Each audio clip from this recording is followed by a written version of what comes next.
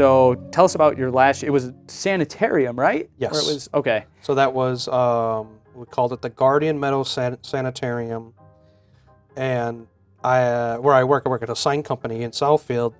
I was like, hey, I want to build this really big, ambitious facade for my last year. Every year had been the last year. Yeah. My mom and dad would be like, it's the last year, and I'd be like, okay. Yeah, right. Wink. Yeah. And I think I kind of felt like, okay, 2016 was going to be the last year because everyone was starting to. I was 27 at the time, so my parents were like, when are you going to leave the house? Yeah. And I'm like, I need the money to do that. Yeah, right. So I figured if I'm going to go out, I'm going to go out with a bang. Yeah. Might as well go all out. I purchased probably like $1,500 worth of building materials, which at the time for me. Yeah. So it's like that's a big investment for like a home haunt. That's for something just a that passion I'm project. not even getting a return investment. Right. Yeah. There's no money coming back in. Always been free. So yeah. people are like, why are you charging people? Why aren't you charging people? Right. I'm like, well, I don't want the city on me. Yeah, right. Because there might be a little thing written in the code somewhere where it's like, right. If you try to charge people to come on your property, you better have a permit. Right. So and then it's the thing too, where it's like it gets into like, oh, what materials can you use? Like now you probably can't use tarps anymore due to flammability and containing smoke. Yep. And then you have to deal with the fire checks there's and everything. a screw hiding up there. Right. Make sure that's safe for people. Right. So luckily, I dodged the city for all those years. So that sanitarium, you're saying you built it at your work? Yeah. Because you worked for the sign company? Yeah. So I had access to a lot of tools. Okay. Power tools, big saws, panel saws, wide open space, lots of power tools. So I built it there, deconstructed it, took it to my house on a trailer, reconstructed it, and then built the maze beside it. And that was like definitely my prettiest. Yeah. I was kind of at the height of my ability, so to speak. Yeah. Well, I mean, I remember going through it, and I was like, this is, it's short because it's in a backyard. Yeah. But like the amount of detail that's gone into this far exceeds 90% of the haunted attractions that I paid $20 to get into at the time. And a lot of people would say that. Right. And I don't know if you ever had like a moment where you work hard on something. Right. And somebody says something that just kind of like hits you. It really fuels it, especially with home haunting, where you're like, you're not making money doing this. Like, it's just a passion project, and to have people that actually show up and appreciate it is, pretty much the best feeling you can get from that. It is. It really is. You get kind of like all of the anguish, all the blood, sweat, and tears that you put into it, and it's only open for 3 nights. I spent $2,300 on something that I'm not charging people on. Oh my god! Yeah. But that was I had the money. I was living at my parents'. I only really basically the reason your parents were like, get out, is because you were taking all the money you should have been investing in a house to build a 3-night haunted attraction. What's funny about that is after I left my house, my mom was like, are you going to come back and do the haunt? I'm like, I can't. I own a house now. Yeah, right. I can't afford it anymore. I have things to do. Yeah, right. I have to feed myself. I have to stay in my house. Right. But for that year, I went all out. Like I said, I spent over $2,000 on the whole thing. And yeah, I went all out. The lighting, just the sound effects, the characters, I tried to go all out. Yeah, was any of that material like, I mean, you didn't continue the home haunt, but if you were going to the following year, would you have been able to reuse any of that stuff, or were you just starting from scratch pretty much every year? I kind of intended most things to be disposable. Gotcha. Yeah. Unfortunately for the facade for that year, the sanitarium, the brick was the material. MDF board? Yeah. And you can't get it wet. Right. Like that stuff's great inside, but if you put it outside, the moment moisture gets to it, it becomes an ocean. Warp and eventually snap off. Yep. So I knew that was going to be thrown away at the end of the year. Yeah. But at the same time, I had not learned how to carve foam or spray concrete on foam. That to me felt more expensive than it was just to buy a sheet of cheap MDF than just toss it out at the end of the year. That's fair. Still $1,100. Yeah. Oh my gosh. Yeah. That's Yeah. Nowadays that's like one room. Yeah. In a haunt. It's Right. like $1,100. That's it. What'd you spend it on? One prop? Yeah, right. Yeah, pretty much. Just one little grab. So it had to be sometime between that last year and our first year at Deranged in 2018. I mean, we had run Deranged as a home hunt in, I think it was 2016 and 17. Yeah, 17 was the last year for the home Deranged hunt, and I think 2016 was the first year we had like named it, if I'm remembering correctly. Might have been 15? Maybe 15. Okay, yeah, like 3 years of it being called Deranged as a home hunt. Yeah. So at some point, I mean, during that time, I had obviously seen your home hunt, and I was doing my own, so I was using anything I could for inspiration. Yeah. At some point, I approached you and was like, hey, we're going to take this bigger, because it kind of became the same thing with me where my parents were like, get it out. And it kind of got to that final point where it was like, no, really, you have to get it out. Like, this is done. This is not happening again. So we were able to find those 5 acres of land, and I think it was shortly after that I contacted you, just having seen your work, and I was like, this guy makes incredible set pieces. What I can do is limited. You know, it's fine for a home hunt. You know, it was still the coolest house on our block at the time, but you know, it's like, we're taking this to a bigger scale. We need to get some more people involved. Yeah. And I don't even remember how that like initiated. I think it was Facebook. I don't remember. I remember you told me that you're like, because we were getting ready to start building the haunt where Deranged is now. Yeah. Or like I think you had just found the place. Maybe that's what it was. Yeah. And you're like, do you remember that guy? We went to that home haunt a couple of years ago. I was like, yeah, I think so. Yeah. And then that was when you said that you got him to help build the haunt, and I was kind of stoked because, like, the boogeyman thing was so sweet. Oh, yeah. I still like. I wish I went to that last one. Yeah. Because it sounds cool. Just put it back up. Just build it all over, just so he can see. I probably rebuild it from memory. Actually, Yeah. I probably still have the files. I use a design software called Google SketchUp, and it's kind of like a very simple version of CAD, computer-aided drafting. Yeah. And oh man, the files are probably somewhere. I've seen let's them. have somebody build a VR version for you. Ooh, that's a good idea. The next Maybe we big should craze. just do a boogeyman. Yeah. Boogeyman room. Daniel to do that. He does stuff. Right. Who knows? Yeah. So, what was your first thoughts on when we were trying to get you? I guess I was trying to get you involved with Deranged. Like, were you like, oh, cool, I still get to do a haunted house? Or were you kind of like, I'm kind of done with it? Like, were you kind of overdoing it? You're like, this was my last year, I'm done.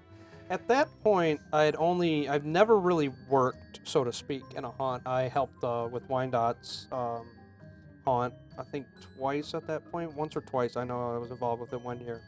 That was like the first haunt I worked in. That wasn't my haunt. Gotcha, yeah. And when you approached me, I was just like, oh, cool.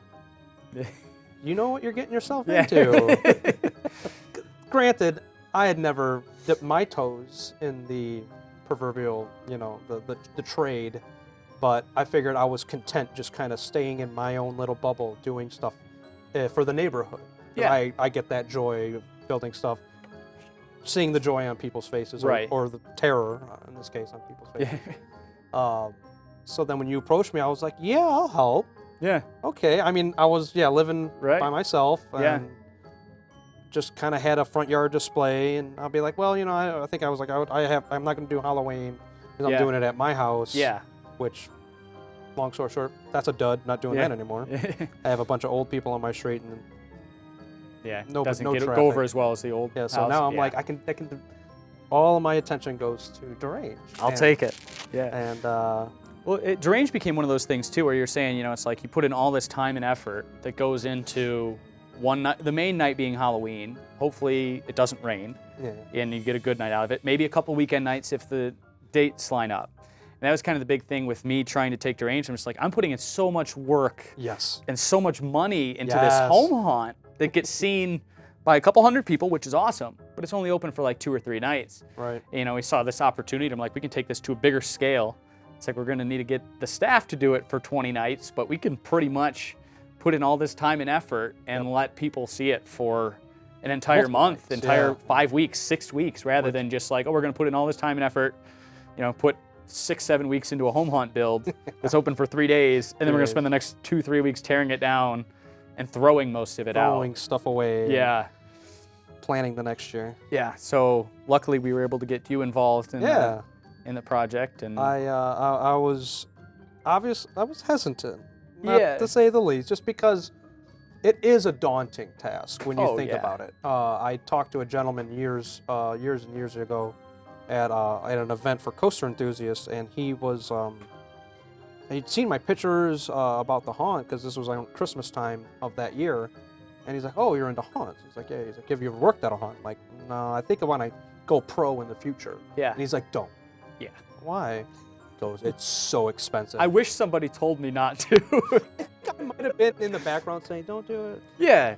But I wanted to hear that from somebody that had already done it. Where it's like, oh, cool, amateur haunt. It's like, And I mean, it was like home haunt. We could do that. Yeah, Sure. Why not? No big deal. No, What's a couple insanely- $1,000? Yeah, Right, tens yeah. of hundreds of thousands. Like, Yeah. And That's child's money. yeah, no big deal. So, did you have reservations? Were you like, oh no, there's 20 nights instead of 3? Like, I just wanted to do this on Halloween, man. What are you doing? I'm going to tell you right now that first year, that was like the most stoked I've ever been for like anything. Okay. Because Gotcha. I love Halloween. Yeah. It was after about night 15 of standing in the rain and the cold for free Yeah. that I was Yeah? like, why am I friends with this guy? What am I doing with my life? What is this? Yeah. And now, like, look, it's still one of my fondest memories because if I could backtrack a little to like the money thing, Yeah. I remember a huge talking point for that first year every night was how many people came through because we wanted to try to break even. Right. I'm like, can we afford the gasoline to power the Exactly. generator? And, like- it's like, oh, what? No, we can't. Okay, well, I guess we'll do it again tomorrow. The goal, I just remember the goal for the first year was just, let's break even. Yeah, like let's break get as even. close as we can to Yeah. break And we even. got pretty close. Yeah, we did. I remember We did. like we broke even on the amount of customers that we needed to or something, right, but you we had to just put like in a couple. we had extremely gone over budget. We're like, oh, we'll do this much, and we're like, oh, we spent Yeah. double. Okay, well, yeah, it's definitely an expensive hobby the bigger it gets. But I think you even experienced that from a home hunt perspective, like going from that first year of your, cemetery decorations. Yeah, yeah. I imagine you spent a fraction of the God. cost of what you spent for your final sanctuary gosh, display. yeah. It's like, I think I might have spent $20 Yeah. the first year. yeah. It's That's like- what, 1,000%. But that's the thing is, though, increase? too, something like that. This is the Something thing like that's that. crazy too, though. Is like back at that time in 2004, 2005 when you started, like, yeah, sure. Looking back on it now, there's probably a little bit of like, Oh, very, but, very, very. But like at the time, like, I'm sure you were so stoked about it. Like, Oh, yeah. it's so cool that you could just spend $20 on this yard display, and even now looking back, you might not think it was, but at the time, you were probably like, this is the coolest thing ever. I get Yeah, to do it this yard was. display, and I get to scare. I would get It's like- excited. There was like a point of the year where I would start cutting things, painting things, and had my headphones on, and I'm like, yeah, this Yeah. is Halloween. This is Yeah. Halloween. One of the the hardest transitions I found is just getting in that mentality of Halloween, like 8 to 10 weeks sooner than you normally did. Because like for home haunts, you're like, okay, cool, we're open the week of Halloween. It's October, we should really get moving on this and start It's putting things Halloween together. enough. Now it's like we open the middle of September. September. So what are you doing on the 4th of July? Like, like we're gonna be building. Because the first 2 years, it was very. I didn't help necessarily Yeah. build a whole lot. Right, Well, you you did helped the out with like a cabin. facade Yeah. or two. Like Yeah. you built our original Everything. ice cream shop. I Right. remember that. That was there the first year. Yeah. Yep. Back in the woods. Yep. And I think you helped out with like the house facade Yeah, the house we had built. But those yep. are like really the only 2 structures that we have, which is crazy when you think about it now. We have like a dozen different structures Yeah. that are, themed with their own facades. You did the cabin, right? Which one? The like the, pretty one. much that, the everything- current one in the back. Yeah. Yes. Pretty I much built that at my everything house. that looks good at Deranged, Adam has built. That's fair. But and if you're like, better, and if you're like, better. I probably did. You know, everybody. That thing. I think, just like in like art, you have to continually kind of push yourself Oh, to absolutely. be better at something. So you can't stick with a certain style.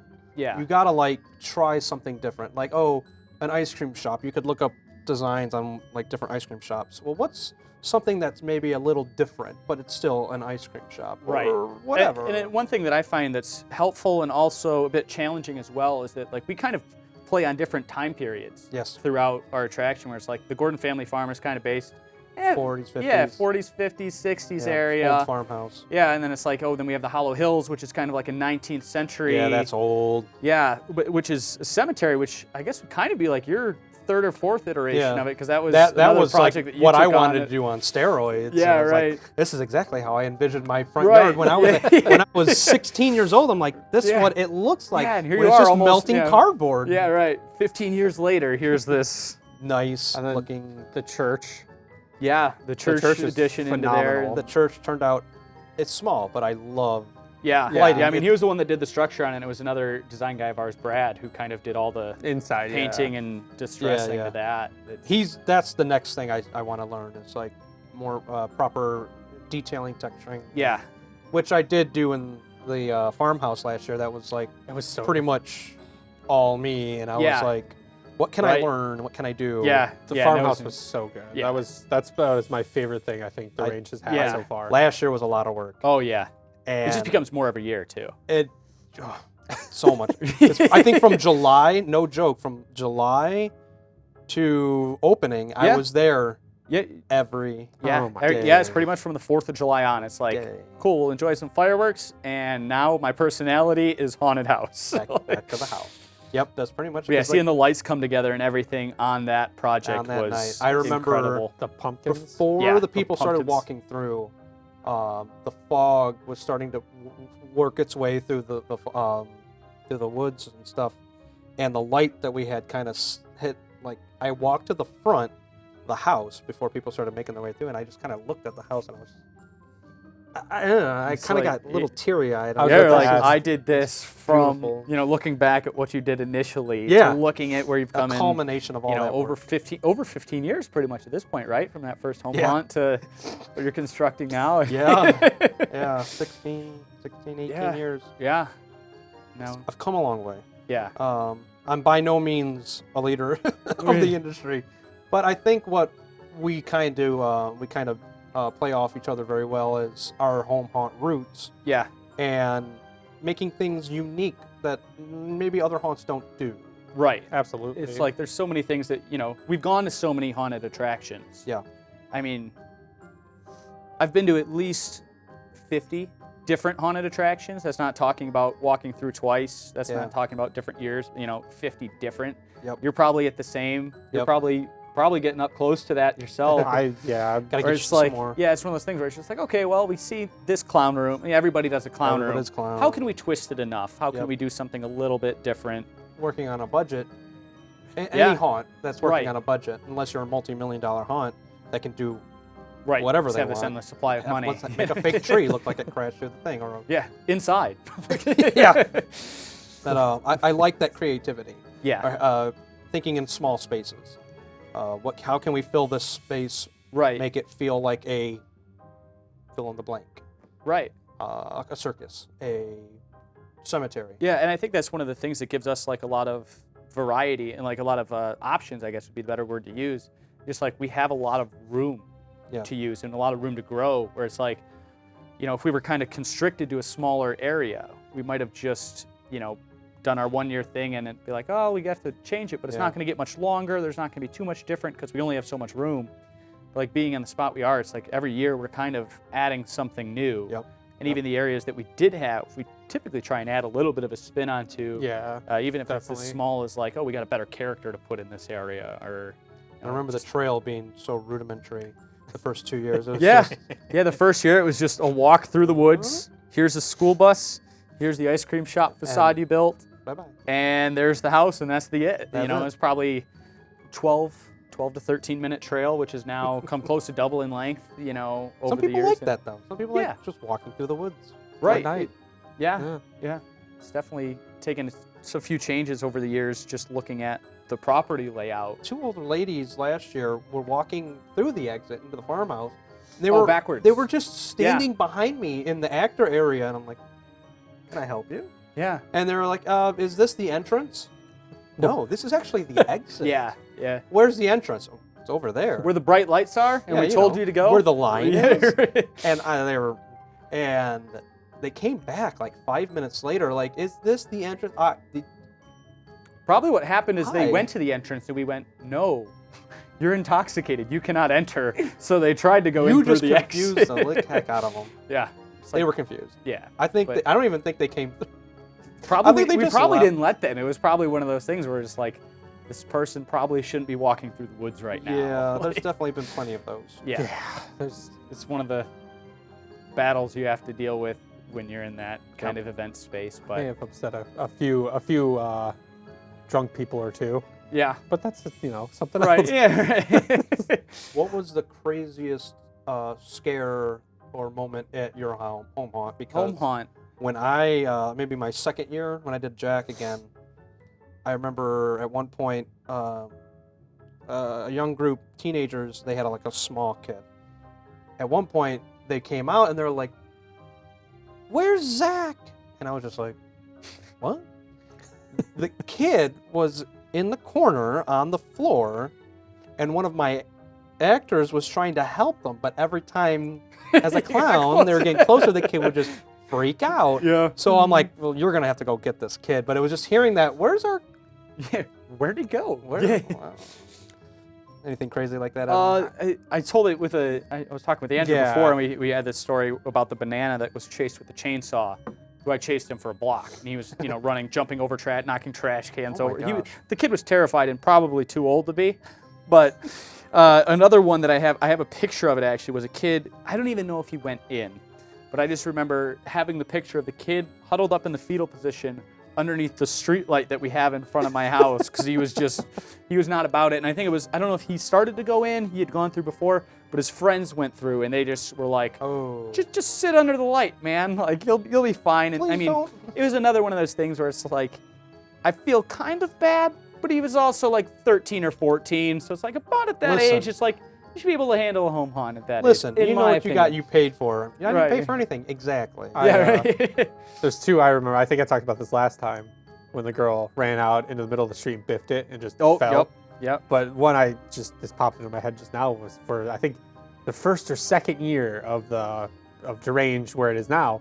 Yeah. And you were dressed as a clown, and it was the Festival of Lights Day. Oh yeah, the parade. That was our very first night, I think. I think so. It was the parade of. You were outside wandering, just in character, just being a menace. Happened to be in character early, and people called the cops. Yeah. There were some kids that were scared of the clown. But I guess, with a new attraction that most people aren't aware is even there yet. Yeah. And it's the middle of September when it's the Pumpkin Festival and the Parade of Lights. People aren't really making that connection that like, oh, there's a haunted house here, especially when they're younger kids, that like, oh, there's something going on. They're just like, oh, there's a clown. That's how I knew we would be successful. Yeah. Is our first year we got the cops called on us. Yeah, no, I think that's been the only time we've had to really deal with the police. I think we overused some fog one night. It was also Parade of Lights, where we had like the fire truck show up. We're like, is something on fire? Didn't somebody call the city on us for when we had that one really busy night?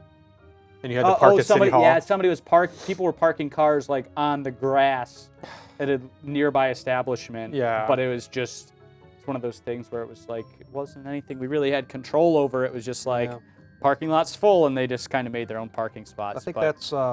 But if those are the extent of our problems, I am more than happy to deal with. Right. That's plenty of... Too many people and maybe a little bit too much fog. And yeah. I don't even think we were running too much fog. I think it was just one of those things where it was like during that event time, because they were having the Pumpkin Festival and the Parade of Lights, there's a lot of people that get attracted to that area that are never down in that area. Yeah. So they were just unaware that it was going on, and they're just like, we see smoke. Is something on fire? No, it's the cemetery. That's like I don't know, it's like the bigger we get, great for us. Yeah, but in some aspects, there's definitely growing pains that come along with it. I think we a few found more that headaches out. every year. 2020 was definitely the growing year for us. Yeah. Oh my gosh. It's just ironically enough, when the whole world was shut down. Yeah. And being an outdoor attraction, where like, okay, you got to wear a mask and you're outside in these open elements. We're going to do a virtual queue line, so you don't have to stand in line with a bunch of people. Yep. We're going to have hand sanitizer at the entrance and exit, and it's one of those things that people kind of clinged on to because there's not really anything else to do. So, so maybe it wasn't because we were that great. It was just like, well, it's something to do. We'll go back here again because we got nothing else to do. True. I'm gonna argue against that because, like, I think that was the first year where we started to become a lot better. Yeah. Because that was the first year you really focused. You had probably more time. Yes, to focus on building the haunt because you couldn't go anywhere. Right. So, because I remember, I think that was the first year of Zika, where Zika was kind of lame. Yeah.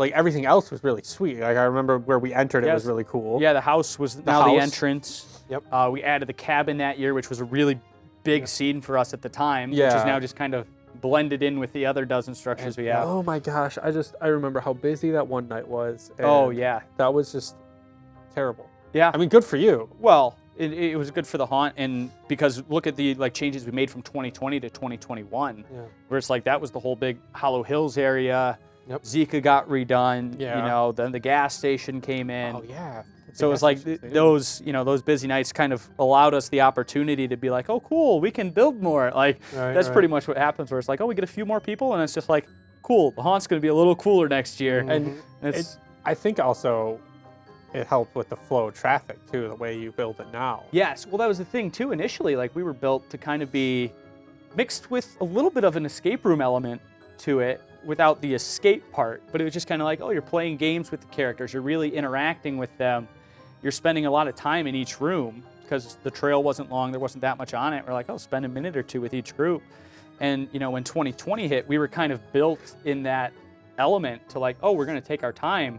And it was like, well, if we take our time, there's going to be people waiting in line for 5 or 6 hours. And I'm like, in 2021, it gave us, we're like, all right, we need to change things to make it where it's like, okay, we're going to do what we can to stick to our roots and have it still be an interactive experience for everybody and a memorable experience.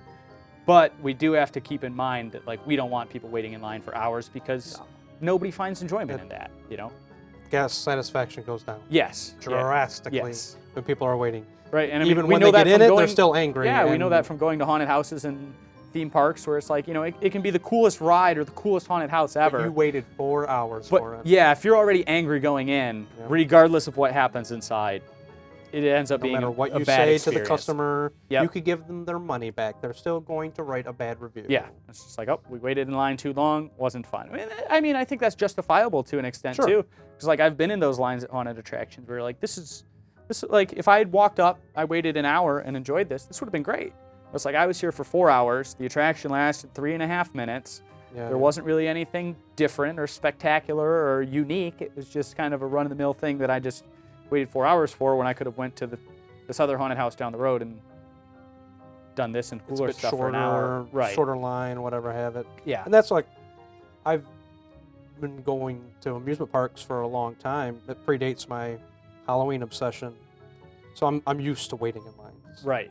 And a lot of people have short attention spans, so they want to be entertained the moment they leave their car. And the thing is too, I mean, there's so many elements of entertainment that are just on, the facet of like a show. It's like if you're going to see a play or a movie, it starts at this time. You don't have to show up too much earlier. You don't typically have to wait in line unless it's a big premiere or something.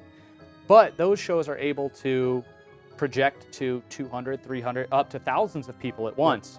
Whereas like when we're trying to really, emphasize on that interaction and giving everybody a personal experience, there's definitely going to be some sort of line that comes along with that, because that personal connection you have with these actors and these characters are being portrayed. If you don't wait in line and we're trying to entertain 200 of people at a time, it'll just kind of fizzle out.